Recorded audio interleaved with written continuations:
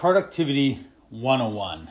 Let's talk about how to be more productive in your everyday life, whether you're at work, whether you're at home, whether you're with your family, when you're with yourself, to optimize and maximize the success in getting things done and staying in that productive mindset and capacity. It's super important these days. We're so busy.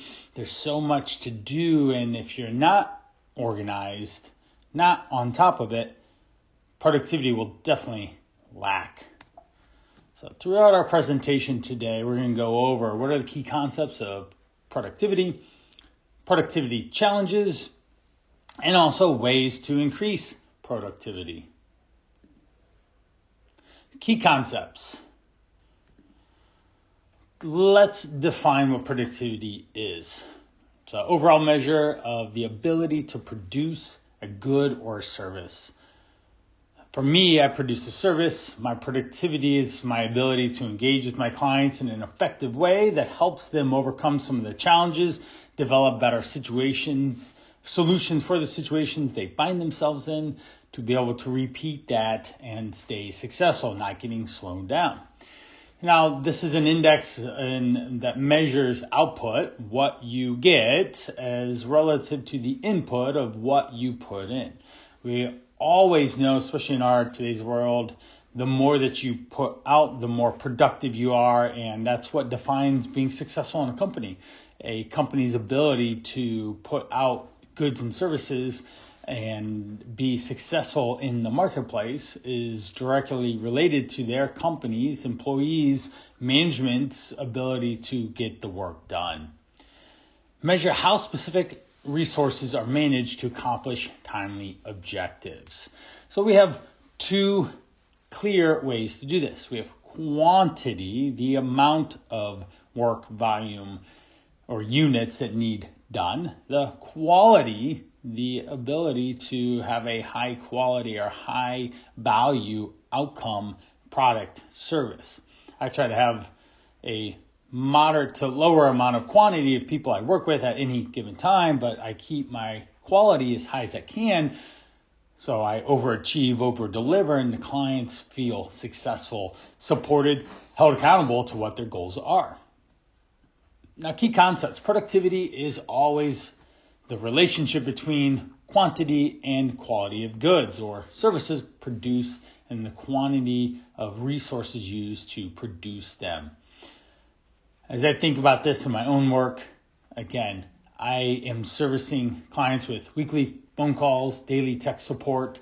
I have information that I have created to help ease their abilities to learn and understand on how to implement better strategies when it comes to improving their health, losing weight, managing their nutrition, fitness.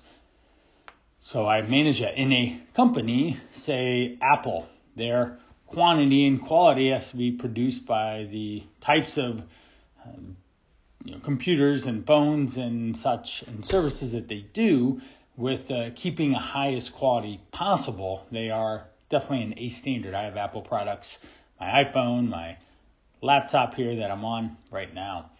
And we see them as a high achieving company because of their ability to manage a quality relationship. Higher productivity means accomplishing more with the same number of resources or achieving higher output for the same input.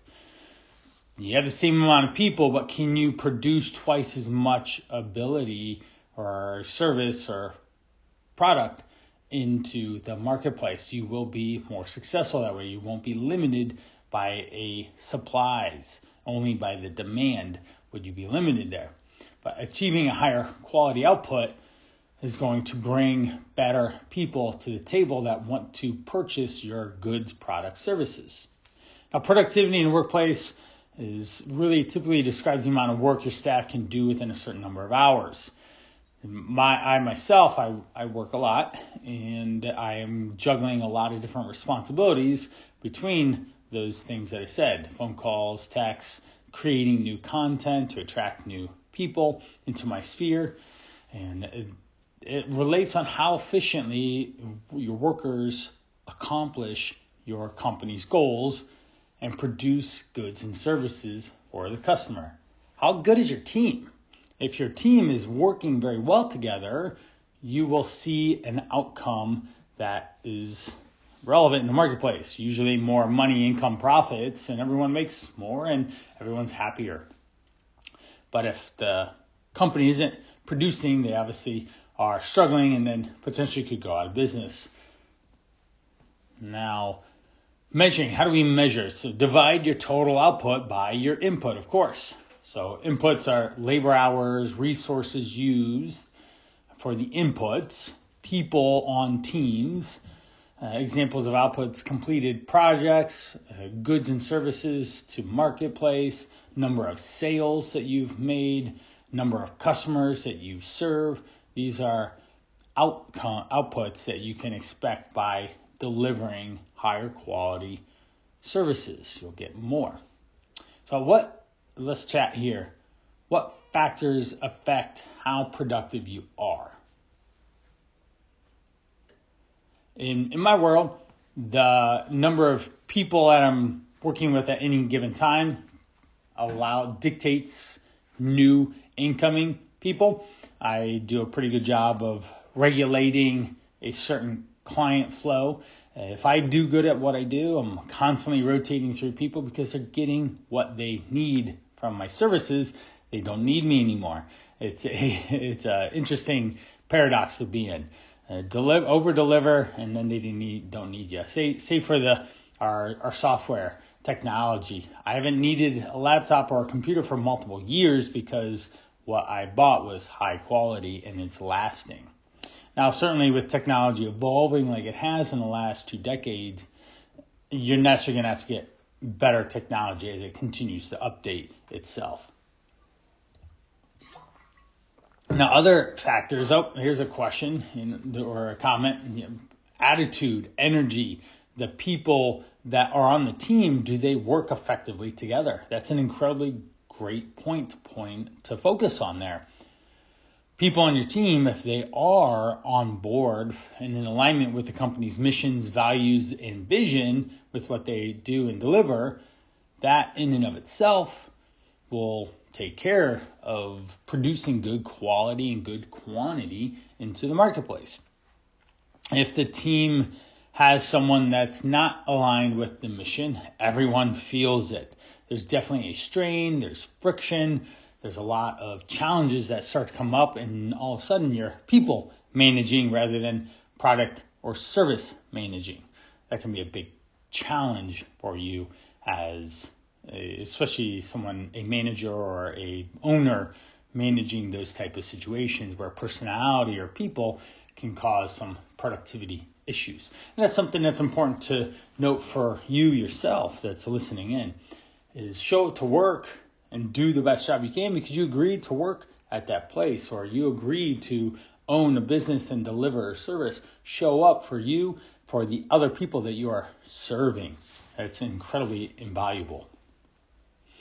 All right, so benefits of productivity. So greater output. Time is managed efficiently. Quality products are produced without error. The less error, the less you have to do in customer service and repairs or refunds, which makes a happier customer. Which projects are completed in a timely manner, customers are happy, they leave you 5 stars and are likely to visit the service product or recommend it to someone next to them. And then with happy customers comes happy employees.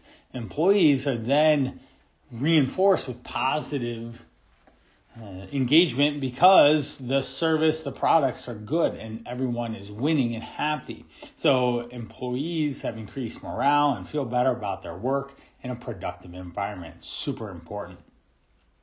Increased motivation. Productive employees are motivated. They work smarter. They provide better services. They do tasks, and handle situations faster and with less complication.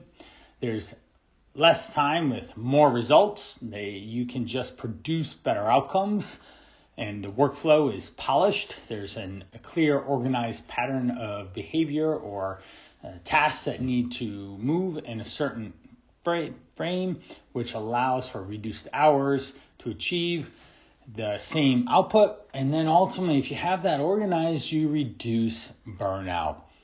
Results in people being able to cope with the amount of work that they have on their plate, their abilities to work with their coworkers or with the product itself and developing it.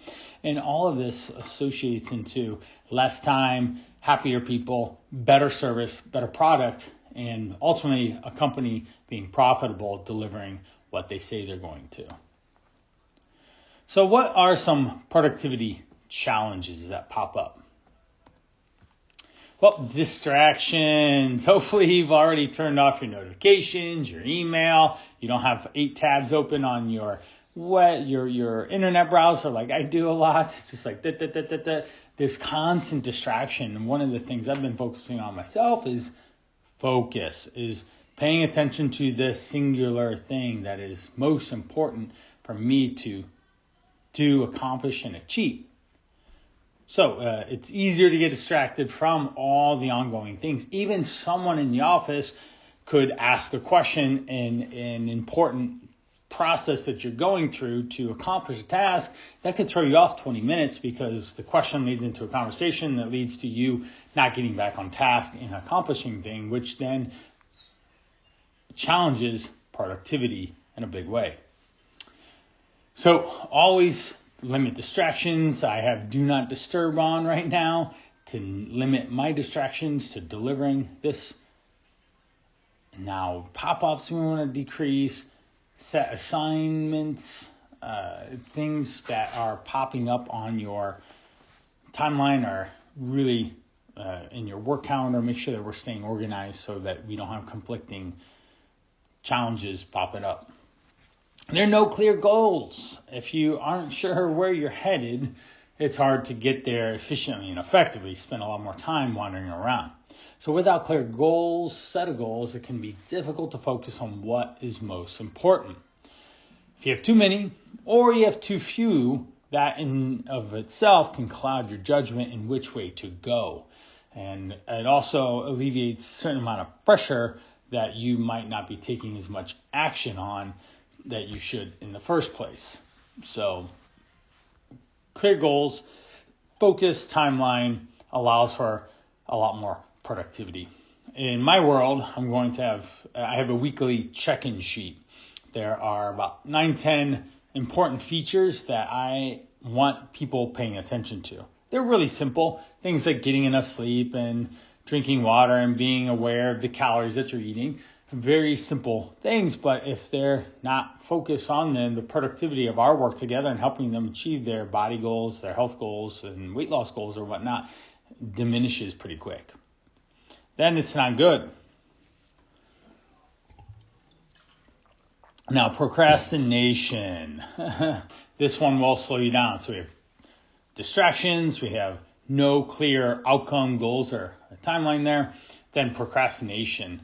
It's very challenging. Humans will definitely procrastinate. Everyone says they're busy, but everyone has time in their day, in their life to be more productive at what is most important. And these can even go to at-home tasks. So procrastination of last night was trash night. I procrastinated. I had an activity I did for my wife late last night, got home late. I did not want to take the trash out. Therefore, I almost missed trash morning Wednesday, which because of procrastination would have then potentially caused an overflow of the trash and that whole situation, which then would have gotten me in trouble. My wife would have been like, why didn't you do it last week? And said, well, I did this. I got this chair for you and it was late and I was tired and all these things, right? And we don't want that. So why procrastination happens? Well, there's a lack of direction. It could be from management, it could be from a coach or a leader, it could be from at home. There's no clear direction of what the family unit is doing that night or at the weekend. So things just drag on and on and on. Unpleasant tasks or negative emotions. So like grocery shopping, that ends up being a big challenge for a lot of folks. They don't want to shop in an appropriate way, in a manner. So or even set time aside for it. That becomes a big challenge for you or anyone else of just getting to the grocery store to have food available to then have time to prep it in some way, which then ultimately alleviates more time in your week to do more productive things because you're not spending so much time in meal preparation or planning. You've already made those decisions and done the prep work earlier on, which ultimately saves you time and makes you way more productive. Those are things that I help with people, trying to help them figure it out. Writing reports, the good old Office Space TPS reports. Okay. Now, TPS reports or these, I remember back in my day, it would be payroll. Payroll would be very challenging to me, and that would be something I would be avoiding as well at all costs. And so every other week, even though this was to pay myself every other week, I would just not want to do it. I'd save it to Friday night after I've worked a full day and just wanted to go home. That's when I spent an hour and a half doing payroll to pay myself. And just that procrastination, instead of doing a little bit every day, that would have helped to make things more efficient. Now, certainly we have things like block timing and chunking things together in time blocks to be more productive. And that's part of what are overcoming these challenges of procrastination or time and productivity. Low self-esteem, doubting your ability to accomplish tasks. The more challenging you are at all this stuff, the harder it becomes to manage this in a general way. Now, let's go back here.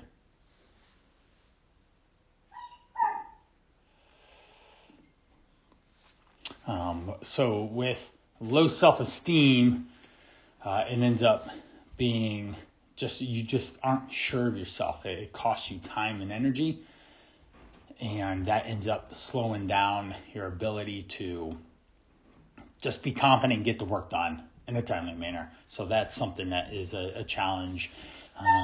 Doubting your ability to get work done in a timely manner, that ends up being a pretty big challenge as well. And so that is something that we would be focusing on pushing through as well. So fear of failure, life is full of failure, and just getting through things and accomplishing them. And that's super important as well, is just overcoming some of this fear of failure, because it's going to happen one way or another. It's just a part of living life, learning, and creating new and better systems. That's just even the revolution of product and services. You jump into work and you learn from your past, or even think of just cars. Each car is generally made better, so the cars we're driving now are significantly better and more productive and customer service based than what we originally had in the very beginning. So we want to push through fear of failure and not procrastinate. Multitasking. So studies show only 2.5% of people are effective at multitasking. It's very challenging to end up just doing multiple things at once. So if I was, I'm trying to do dishes, do laundry, do homework with my kids after school at 3 to 4 o'clock, or about 3:45 to 4:15 or so in that time frame, that becomes a really bad time to multitask. My kids come home, they're going to need attention, they're going to need some of their homework handled and get organized for the evening and have a lot of productive transition from a full day of school into doing the evening activities. So multitasking isn't a really good thing, because you're not going to be able to focus on getting things done. Heavy multitaskers were also less mentally organized. So the people that were doing 18 different tasks were not doing very much at all. They become more frazzled, have more brain fog, struggle switching from tasks. They're less organized when they do switch from tasks. I myself can do that if I'm producing a video for YouTube, or texting people, or cooking dinner, or whatever. These things can be challenging to manage anyone effectively. So it's better to time chunk and get certain things done to stay more organized. And the details get lost in time. You end up doing less productive situations that you are managing. Just doesn't work. And an important fact is it takes a lot of time to switch gears, and the process of switching work really is creates potential for bigger errors, more mistakes, missing information, a lack of being able to communicate with other people around you. So multitasking is not challenging, a good productive thing to do. So let's chat. So when do you find yourself most unproductive? Oh, okay, someone just popped one in here. So we have later in the evening after 9 o'clock. Yes, that is definitely a time where a lot of people are challenged by the life situation that they're handling. What's more important in that situation is to, again, have some tasks or things that they want to do. If it's just purely a time to check out, then make sure you get everything done before then so you can just relax and then shift downtime and then head toward bed in a reasonable amount of time. Just staying up too long will be a challenge of your productivity the next day. And we don't want that. Just makes you not good for most of the people around you the next day. So, what else? Most unproductive at lunchtime. Okay. Well, and how so? Okay. So they end up having a short break. There isn't a planned lunch, and they find themselves swiping on their phone and not really eating much. Well, that ends up making a lot of sense there once you start to step back and see what the situation is. So obviously a lunch break is to check out of work, check into eating something so you can maintain energy and nourishment throughout the day, keep your calories at a more manageable level, and then ultimately it'll avoid later slumps in the day. We all know that 3 p.m. slump, have probably felt it from time and again. And what happens there is you generally aren't fueling yourself properly or with good food choices, which ultimately create a slowdown. Pair that with work that's not productive, or you're procrastinating, you are challenging self-worth, or just fear of failing and not getting things accomplished. Yeah, no wonder you want to take a nap at 3 o'clock. It makes total sense. So one thing you could do is, okay, what's the most important thing to do at lunch? Well, we definitely need food. And second most important thing is to be able to check out from work. So if that involves some, say, checking your phone or Facebook or whatnot, then, or, whatever the hot one is, Insta or whatnot, I spend a fair amount of time on any of the platforms, it seems like these days. But I'm working on, I have clear objectives when I go to those platforms, and I don't spend a lot of unproductive time. So, all right, excellent. One more. We've got breakfast time, of course, or like when you wake up is more importantly how it got rephrased. So if someone hits the snooze button, which seems the case here, they're already setting themselves up behind. They decided to wake up at a certain time the night before, and they're not doing it. They're not following through on that decision they already made, and therefore their 9 minutes of snoozing ultimately causes more unproductive morning for them. So they start their day off more rushed. There's no plan of food. They're barely getting organized and dressed on time and out the door on time. They feel rushed and feel all this energy pens up and is displayed in a negative way and becomes very challenging for them to be successful. All right, increasing productivity. So how do we actually increase this stuff here? Well, keep track of time. All right. Having a set amount of time to do a task is super important. I've seen it where there's the Pomodoro timers, They have a 25-minute time frame with 5-minute break. We are humans. You do need to break. You can't just grind and go and push consistently the whole time. It doesn't work that way. So with that, we have just a set amount of time, and making sure you're setting aside reasonable amounts of time for the task, turning off your distractions, your notifications, or even closing the door and having it clear that you're not open for business or distraction. So note how much time it take and complete tasks. Certainly in my world, I would love to have someone know how long it takes for them to take 1,000 steps. That'd be a really relevant time, because if they get to the day and they don't have their 10,000 steps with their watch, that in and of itself ends up causing a bit of a problem and a challenge there. And we don't want that to be the case of them just running out of time or energy because they didn't have a gauge on how much time needed to be to complete the task they were supposed to do of moving enough in a day. Now, how are you allocating your time? Are you actually blocking it out on your calendar? If you're not, that in and of itself is a big challenge. And then lastly, are you adhering to the amount of time you set aside for tasks and accomplishing it in a timely manner? If you are, that builds a belief in yourself. You can do it. You have the ability to set the time aside to complete the task and feel good about that all.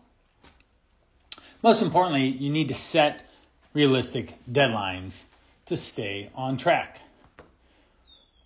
Us as humans, we will allot as much time as we allow to complete a task. Think about getting a book assignment way back in the day in school. And what happened there is we would have I need something due. It's Monday, I have something due on Friday. Well, most of the time people wait till Thursday night to complete that task, that assignment.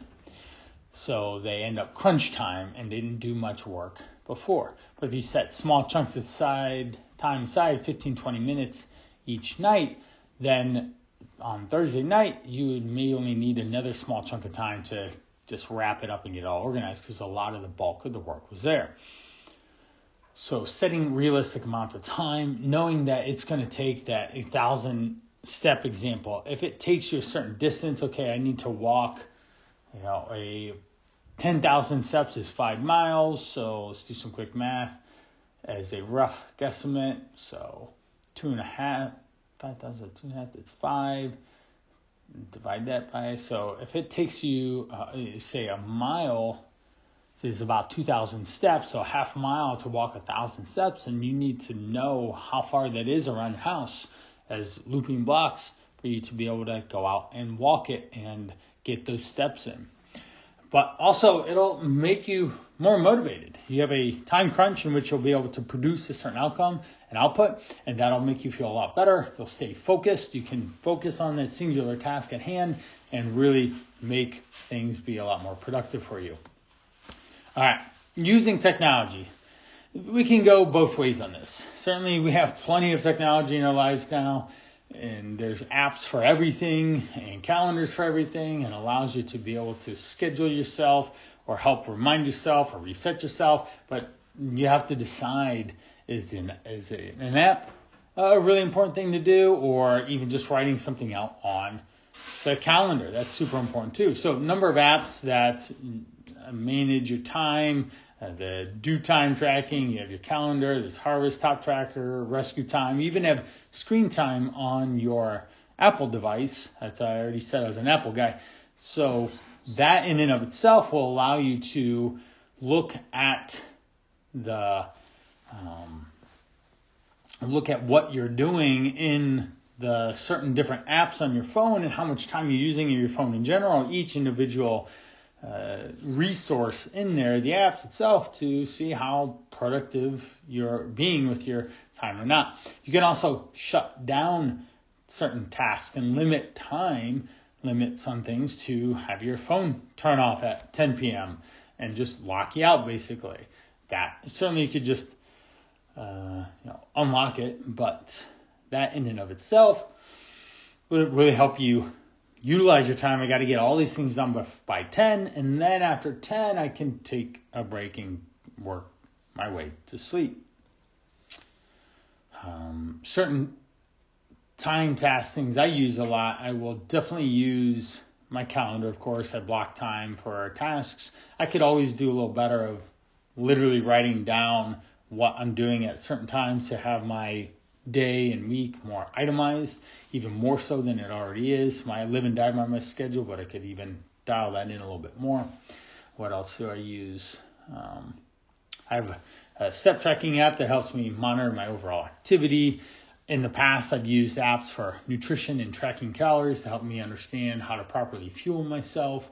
I've got apps like Evernote to keep me organized with my thoughts. I use Evernote and Notes on the Apple device to help me manage different content. And so there's a lot of things that I can use and become more successful and have higher productivity. What we call next, using your commute.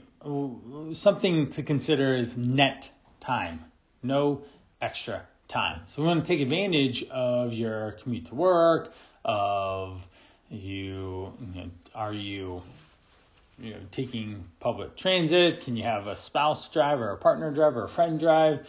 And what can you do with that time? Whether you're actually creating to-dos, catching up on emails, texts, or just reading or meditating or taking time for yourself to decompress and relax. That could be a really easy thing to do in today's society, is just stop. Use the time to just rest and just make sure you're productive in other times. So taking a break, more on that. Workers who took a lunch break every day scored higher in a wide range of engagement metrics. Higher job satisfaction, they're likely to continue working at the same company, they were definitely going to recommend their employer to others. It just is a good working environment for them to be in. They were able to pause, take a break.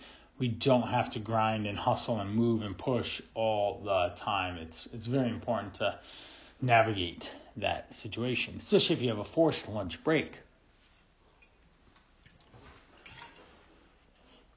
Now, numerous benefits to taking a break include increased productivity.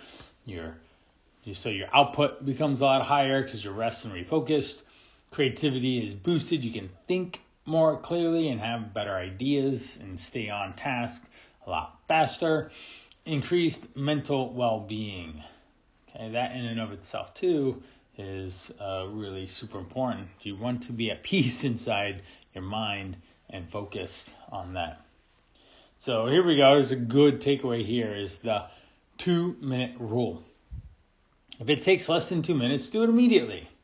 Quick email, schedule a meeting, cleaning up your desk. Clutter in and of itself can really cause a lack and drain on productivity itself. I've had so many clients where that's some of the things we talked about is decluttering their workspace, their home space, their kitchen space, their fridge space to help them have things more organized and clean and able to just know where everything's at. That in and of itself keeps things under 2 minutes in a sense. Part 2, when starting a new habit, it should take less than 2 minutes to start eating healthier. Have an apple now, as an example. We can always choose a healthier choice now. Write a proposal. Start with 2 sentences. Okay, very simple, very easy there. And just sometimes getting started is the biggest hurdle. So getting started and then go back and refining later is super important. Oftentimes, I just jump right into work. There isn't a lot of prep time or a lot of proposal or preparation. Just get to it and start working, and then it will sort itself out. I always have a hierarchy of things I need to do or want to do anyways. So just boom, boom, boom, start getting into it and making things happen. Start running in the morning, putting your shoes and go. I've had people put their shoes on their alarm clock they go to turn it off and they hit their shoes. I've had people sleep in workout clothes. That's one less thing they need to do to be ready in the morning. If you put your phone across the space, your room and such, that forces you to get up and get moving and take action that way. Really easy way to stay in control there as well. So lots of different ways to get things moving in the morning. Setting out your clothes, having them already picked out, super important. Avoiding decision fatigue, most importantly. Say no. When you cannot take on new tasks, it's important to say no. People overstructure themselves, overschedule themselves, overprioritize tasks that aren't important. And with my coaching, we focus on 3 most important tasks. Tasks 1, 2, 3 is what you want to pay attention to get done and accomplished, most importantly. Items 4 through 10 are the most dangerous tasks. They're the ones that are easiest to get you sidetracked and unproductive. And sure, they need done, but they're not the most important things. And therefore, they don't move the needle along in the sense of making you create and produce. So your output is less because you don't do the things that increase your output. So saying no in a nice, polite way, structuring, reorganizing yourself is super important. So be polite when telling coworkers you can't assist, but strive to just be steady and clear-toned with that. So you can always defer, delegate, or just not accept. It's incredibly important to know what tasks or conversations you should be having with which ones aren't productive for you, so you avoid wasting your time. To stay productive, know your limits and recognize when you're unable to take on new projects. Again, scheduling the appropriate amount of time. If you know you have time for something, you can schedule 2 to 3 hours a day on it. Great, then let's do that. If not, then you probably should be doing some other tasks and that are more important to you to stay focused and on point with what it is. Saying no, delegating, especially say no in this immediate time. If you're busy doing something and it doesn't work for you, you can always just say no, and I will do this at this point. Much easier, better way to go about that. Meeting etiquette. If you're scheduling a meeting, obviously we want to be respectful. We want to start and end on the time. I started right at 11. I had a 10-minute warm-up, and I will be done before noon for this presentation. Super important that people have a clear expectation of when to expect you, because if you don't show up on time, all of a sudden that becomes how you are known, and that's not ideal in a professional space or keeping your productivity levels high. You want to stay on task. Have a clear agenda. So what I've been doing this whole time is there was a clear agenda of what needed talked about, what needed to be gone over, and we've been talking about that. Having specific takeaways that tie in what you're trying to say. Stories really help here, and hooks and being able to be as specific as you can to relate to people. Analogies can work really well so people understand what you're saying. If you must have a meeting, ask if it can be done over a video, email, or a quick phone call rather than sitting down. If you can avoid that, that will keep you more in the environment of where you're at to be more productive. Having a walking meeting. I love walking and talking with people. I walk a lot. I'm actually standing right now as I'm delivering this to keep my energy up. Then walking is also important to, your coworker might really thank you for getting out. You don't need to just stare at each other in a video, or at least stand and talk. That can be more productive than just sitting 1 hour after another. So earlier we talked about clutter a little bit ago, and research shows outfitting an office with aesthetic elements and plants and keeping your desk decluttered can increase your productivity up to 15%. Just knowing where things are, staying organized is so important because you're not switching from one thing to another, trying to find something that should just be there. That in and of itself will crush the amount, that 20 or 30 minute window you had to do something. You're just not going to get it done. Plants, light, pictures, motivational quotes, positive, upbeat music could all be things to make a happy atmosphere. So let's talk. What are some ways you can be more productive? Excellent. One says that the timer idea. They're actually going to use timer on their watch. I will time things on my watch or use my phone to give me a certain time task. You could always buy a special kitchen timer where you turn it and it slowly clicks and then buzzes on you. That'll help keep a productive pace for you as well. Next up is being more organized with food, they said. Obviously, if you just have lunch as a pre-planned idea and it's really easy to put in your lunchbox and take with you to work, then great. That eliminates the time, the effort, the energy. You actually probably spend more time going out to eat or fast food or even door dashing. You spend more money on, and that's not as productive for you. All right, what are other ways to be productive? All right, having the one just said being a lot more organized with my calendar, actually using it more, looking at it more throughout the week will be a really good takeaway here to stay on track, stay on point, and actually accomplish what it is that they needed to do. Excellent.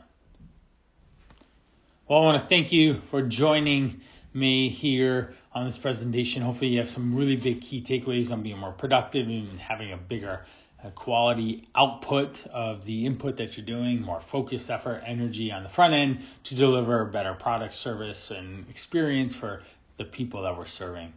So I really appreciate your time today. Thank you.